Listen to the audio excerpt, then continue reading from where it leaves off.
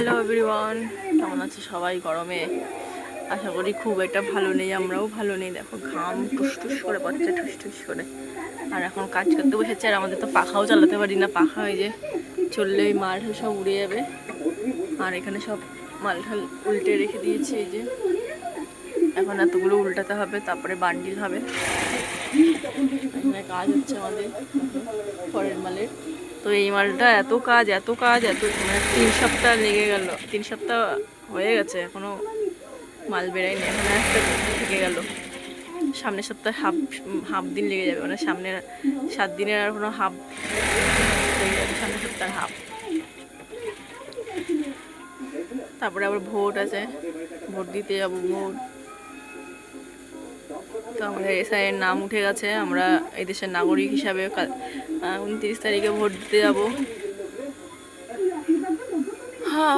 গরমে আর ভাল লাগে না, কাজে মন লাগে না, মনে হয় পুকুর পাড়ে কি ঘুমাই থাকি।